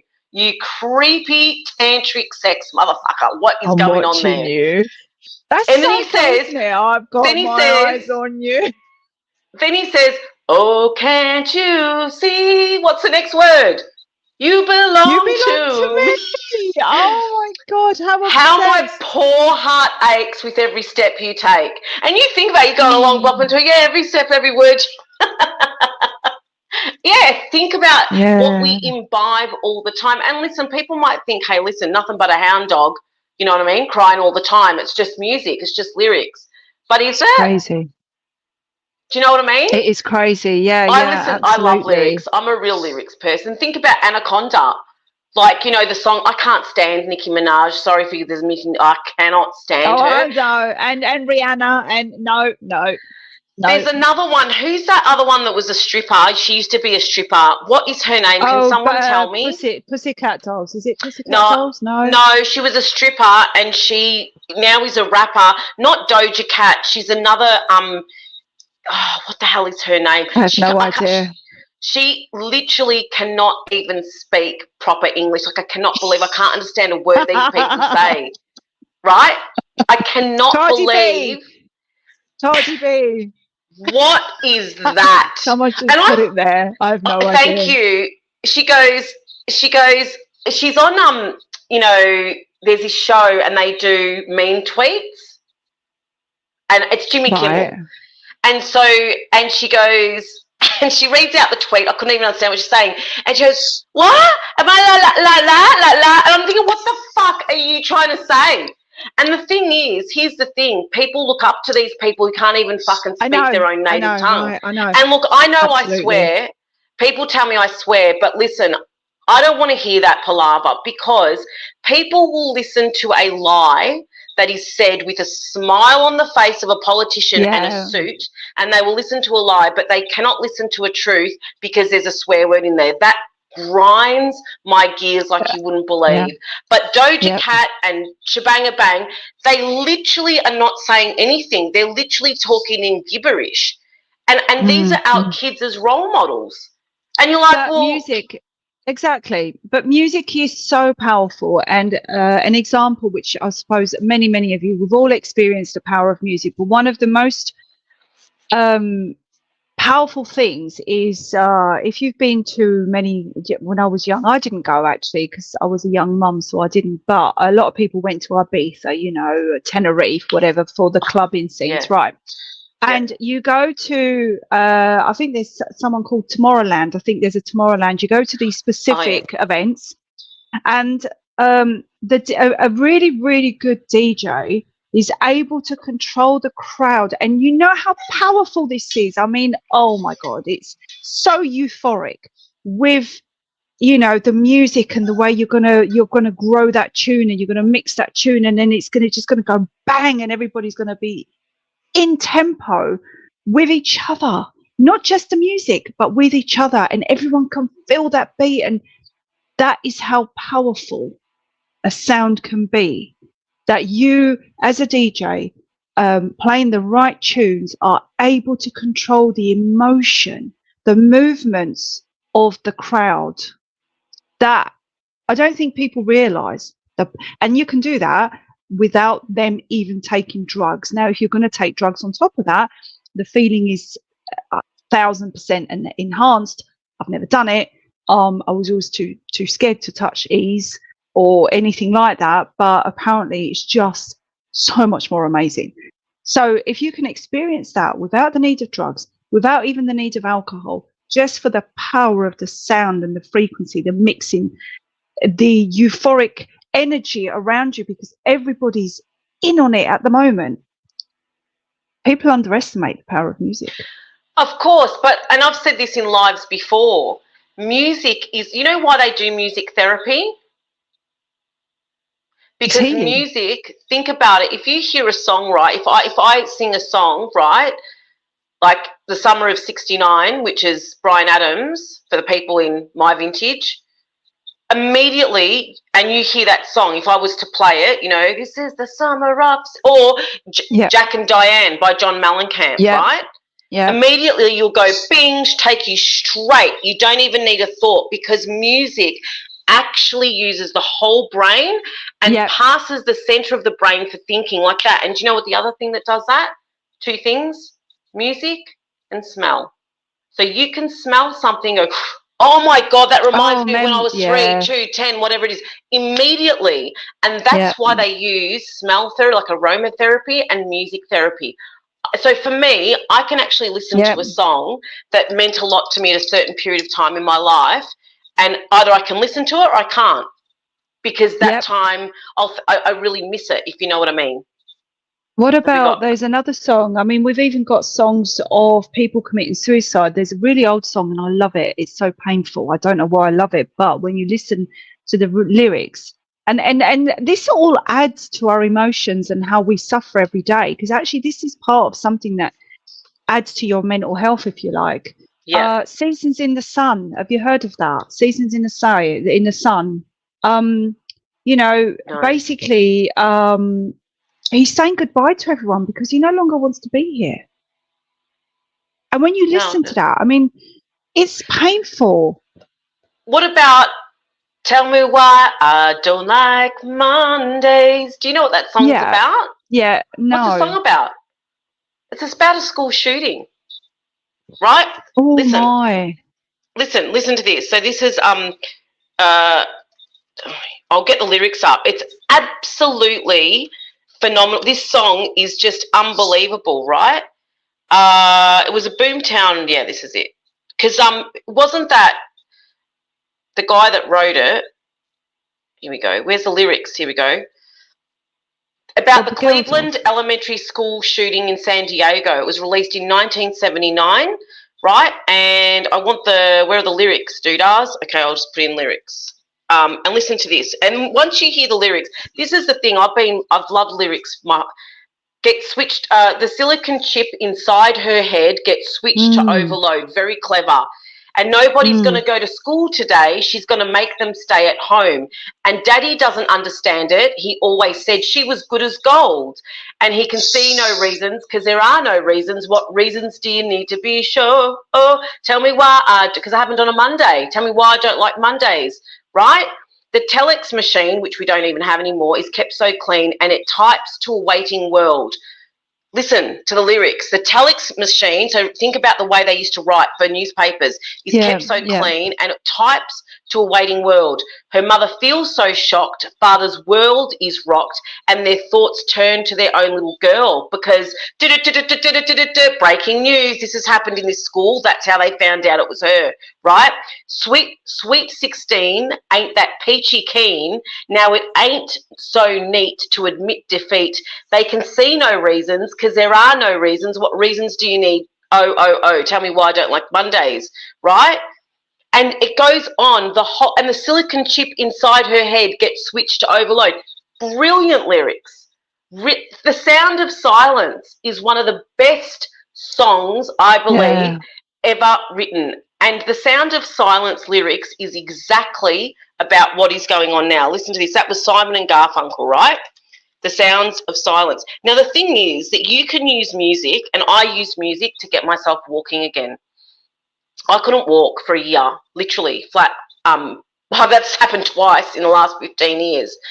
And I used music. And what I did was I listened to music that made me feel upbeat. And I actually visualised certain things. Because I used to be a salsa dancer back in the day. And I visualised myself salsa dancing. And my brain told my legs, you are going to walk. You're going to dance. I use music, and I rang my old dancing partner. He now lives in England, actually, And I said to him, mate, you have been part of my recovery. You don't know this, but I just think about us dancing all the time, all the time, all the time. So it is really, really, really interesting lyrics, right? Listen to Sounds of Silence. Hello, darkness, my old friend. I've come to talk to you again because a vision softly creeping left its seeds while I was sleeping. And the vision that was planted in my brain still remains within the sounds of silence. Right? Now, it's really interesting because he talks about, I've come to talk because of vision softly creeping. What vision? What do we watch every day? Television. If you read the lyrics, this is one of the most profound visionary songs of its time. It was so, listen to this. In a restless dreams I walked alone, narrow streets of cobblestone, neath the halo of a street lamp. I turned my collar to the cold and damp when my eyes were stabbed by the flash of a neon light that split the night. Well, what's that? Where do we go out and things flash us like in the middle of the night? Like, what is it? Was looking at a billboard. It's really interesting because I remember reading these lyrics a couple of years ago. I might have even done a live on it and thought he was so visionary about what is going on today in this song that is written so creative lyrically that it was kind of a song of its generation, right? Because he says, fools, said I, you do not know, silence like a cancer grows. What's everyone been for the last fucking 4 years? Silent. Hear my words that I might teach you. Take my arms that I might reach you, but my words like silent raindrops fell and echoed in the wells of silence. And the people bowed and prayed to the neon god they made. Who's the neon god? TV. Right? He would have been talked exactly to the neon god they made. And the sign flashed out its warning in the words that it was forming. And the side said, this is what the sign said, the words of the prophets are written on the subway walls in tenement halls. What's he saying? Look at who your prophets are. Look at all the advertising on subway walls and in tenement halls, right? And it whispered in the sounds of silence. And this song is one of the most profound songs because he was saying these are not Illuminati symbols. I'm Italian. He is saying, I am trying to tell you what your God is. Yeah. Look at you and this and you're not listening. It's the sound of silence because the people that are speaking at the moment, well, they did 4 years ago, but everyone's doing it now. They were gagged. It was the sound of silence. Absolutely profound song. And I you know, it can be very, very healing and also very visionary when you listen to them. Avicii's the same. Listen to Avicii's lyrics. I mean, he was literally telling the world what was going to happen. And now at 28, you know, at 28, he was part of the 28 Club or whatever they call it. Because he's no longer... that's right. Yeah, there's something in that, isn't there? So, you know, honestly, when you think about how mental health is really quite drastic at the moment, but you know you're able to look around like we are to see exactly how much they've been penetrating our thoughts, visions, minds for so long. They've been literally no wonder, and that's just visually, you know.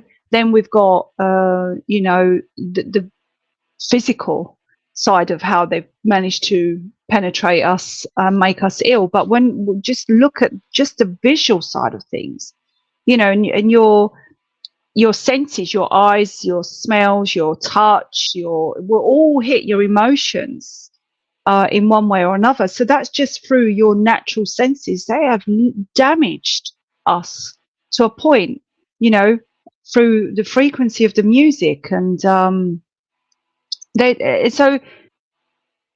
I think now more than ever, it's so important to try and work on yourself and sort of we need to come out of the programming, and this could be so painful for a lot of people.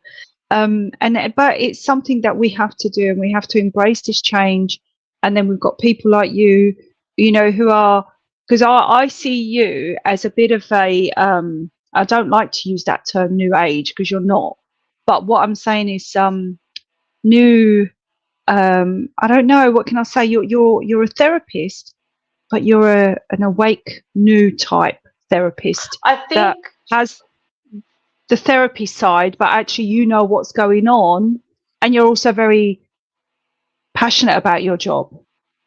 look, for me, this is not even a job. It is a life's purpose. I don't feel Yeah, like it's a job at all. I feel like I am literally here to facilitate change.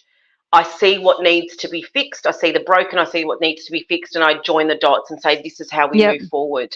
And I've always yep, done that. And I feel like, I think in a lot of ways, I'm a thought leader in this space. I'm very visionary in what I do. I've always been ahead of the bloody curve. In my whole career, I was always doing things that were like really like years in advance. And I'm not saying that to like, puff myself up. It's just the truth. I've always, yep, even the lives that I was doing 4 years ago, I mean, I do it all the time. I shouldn't do it. But, I see people talking about stuff now and I'm like, where were you in 2020? Where were these people? yep, Where were yep, they? absolutely. I'm glad that they're really speaking about, but it's like that was so 2020. I mean, do you know what I mean? Like here we Yeah, are and you're talking about it now for clicks and likes and whatever. It's time to move. And the thing for me is, this is what I'm really passionate about. And thank you for that, Laura. I really appreciate you. The thing that I'm really like passionate about is making sure that people really, to me now, our time is about, we cannot, let me rephrase that. We've got a lot of people who are really tired. They went yeah, through, they've been real warriors, not warriors, warriors and fighters and went through the motions 2020, 2021 into 2022. 23 was like, maybe take a breath. And now it's time. You cannot fight when you are injured. Every warrior needs to have rest from the battlefield. And this is your time before the next shit show, lockdown, 50, it's going to come, right? It's going to happen. And yep, so this is your time to actually look after yourself and get to optimum health. And I truly think I wouldn't be doing these workshops with Laura if I didn't truly think that we are a really great team, because people can see it when I get a lot of feedback after these lives, and they can see that we obviously quite gel together. We're quite respectful of yeah. each other. But I will say something and then you always say something that I go, that is, oh my God, I never saw it from that perspective, or Just you've really added. yeah. It's fabulous. Like, and you've got also, Laura's voice is amazing. You've got this beautiful way of speaking that is really My kids don't quite agree lovely. with you. Yeah. I love my kids would totally disagree with you. which is their prerogative. But Yeah. but I just think that I wouldn't be doing these workshops if I didn't think together we have a real Yeah. a real balance of knowledge, well, both of us lots of knowledge, but also practical, because you have no idea, guys, when I speak to the amount of knowledge that Laura, it's unbelievable, because everyone's got their thing. So mine's mental health. Yeah.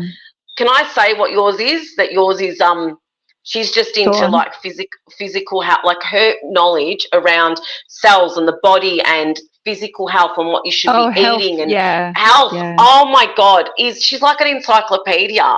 Like literally, and that's her passion, because I'll speak to her about it and she gets really excited, like quite passionate, and can talk to me for hours. And that's what we're bringing to you. If you want to be part of this experience, fantastic, and we welcome you. And please go to, how are we going to do this? To my website? I was just going to say, so I'm going to put your website, because people have asked for your link. So sorry, guys. Yeah, someone said we are like onions with layers of trauma, often generational. Absolutely. Yeah, we do. We have layers. So what I'm going to do is I'm going to put the link to Madonna's website. And is it on there that they can book? Yeah, do you know what? I was actually going to show you. Do we have time for me to boot up my computer and but can I turn this camera around, or am I not able to?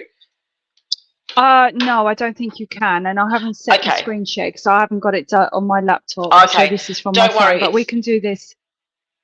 So I will talk you through what you do. So on my website, because my computer's just died, which I had in front of me, what you do is you go into my website and a pop-up will come and say, do you want to book a free 30-minute session? Click close, unless you really do want to book that. But if anything, click close. Straight on the home page, you'll see a beach scene. You'll see a beach. It'll say, and at the top there are all these, you know, click down boxes, and then under straight away you should see workshop with Madonna. Workshop with Madonna Santa and Laura Nina, and then it'll actually give you the outline of what we're doing, and then straight under that it'll say book workshop, and then it'll take you to the bookings page. Scroll all the way to the bottom until you see a photo of us. You'll actually see everything else doesn't have any picture on it, and then you will click book there. Here's the thing. It's really simple.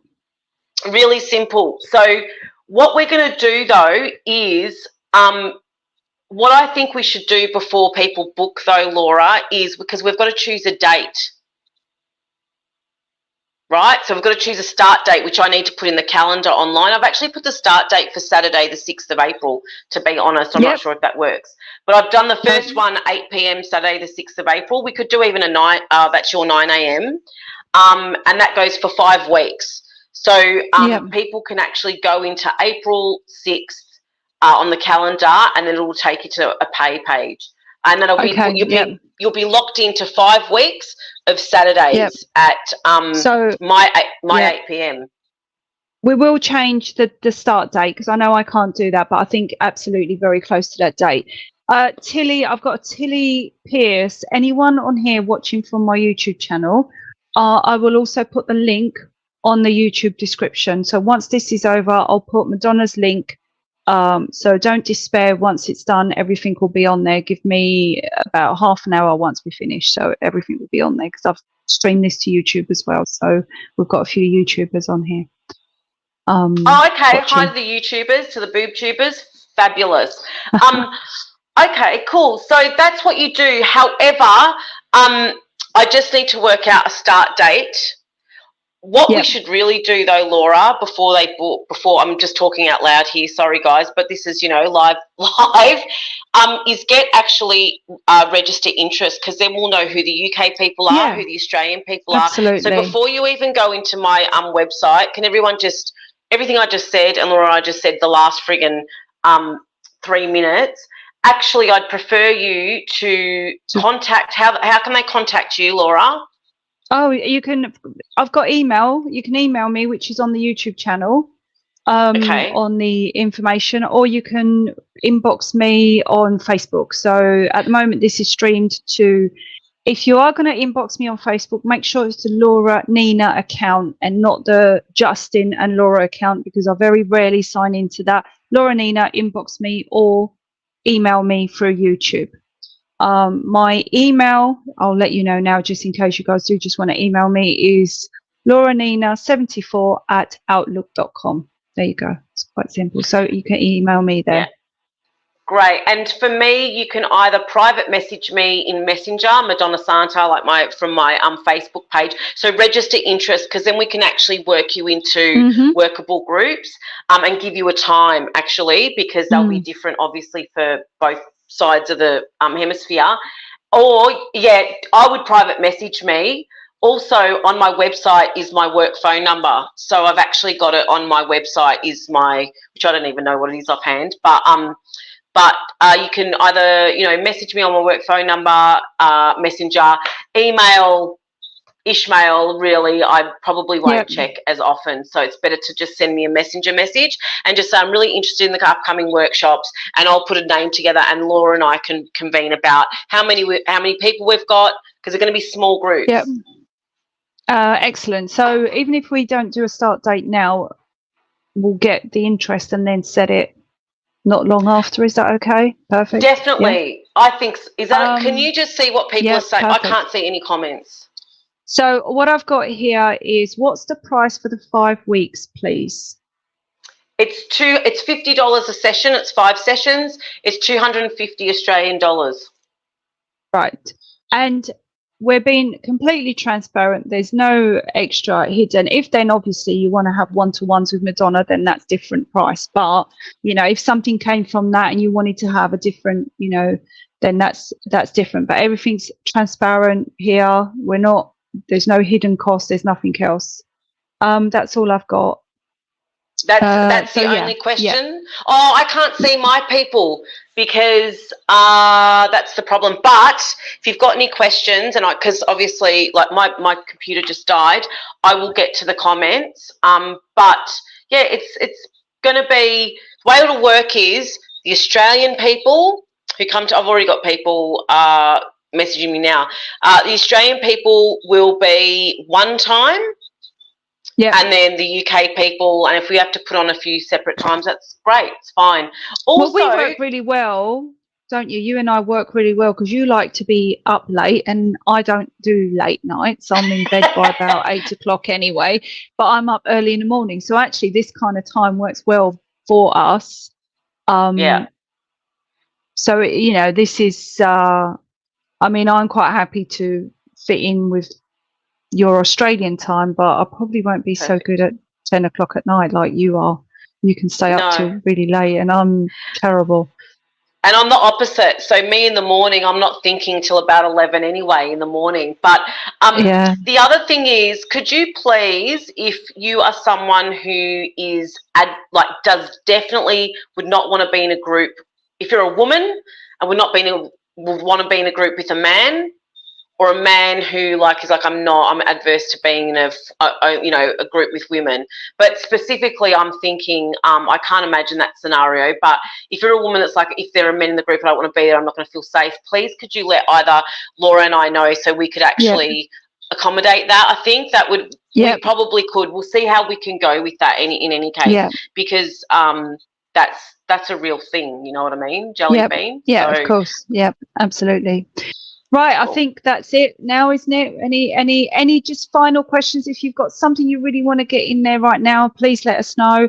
Thank you, Madonna. Absolutely, always love talking to you. And I think, you know, we've got a really great connection anyway. And I know you're sitting there absolutely sweating because it's so hot where you are, and I'm just envious because it's not here. I've got my little fan so I don't spontaneously combust on camera. So the good thing for me is the menopause. That's the only thing that keeps me, you know, hot at the moment. And so I've got my little fan, you know, when I get really, but yeah, so that's the only thing that's working in my favour right now because the British weather is absolute pants. Thank you, everyone who has stayed with us. I hope you've enjoyed our chat and I hope you've enjoyed the energy, the connection and what we've discussed. Sure. Your feedback would be absolutely brilliant as well. If you let us know, you know, how you feel about it, what you'd like maybe us to talk about on the public chats that we'll do again anyway, because we're going to do more lives together. Someone said about the covert narcissist, so maybe you can send me your, and I'll put them on this link on Facebook and YouTube. Your chats that you've done on the covert narcissist. But if there's anything you guys would really like us to talk about, obviously we're going to do the therapy different, but if there's anything you guys would really like us to talk about, message us. And yeah, we can probably bring it on and I think we can talk about it. Yeah, and that's it really. Can go on, but narcissism, if we wanted to do one, like I'll send it to you, but it's something that is definitely my wheelhouse. I love the subject. I'm writing about it in my book, and we can always, I'll chat to you, Laura, if it doesn't, you know, suffice the stuff that, and it can go on. You can talk so much of it. There's so much to it, honestly. It's huge. Absolutely. Huge. Absolutely. Thank you so much, guys. Thank you for your time this morning, Laura. You're amazing. And for everyone tuning in and listening in, much love to you all. Keep your vibration and frequency high. Listen to the good stuff. Watch the good stuff. Think about what you're taking in. And, just message us either And let us know if you want to be part of this amazing experience. I can't wait. I'm so looking forward to it. Yeah, me too. It'd be brilliant. Yeah, excellent. Right. Much love to everyone, and we'll see you again very, very soon. Mwah. Ciao for now. Bye, guys. Ciao. Bye. Bye, darling.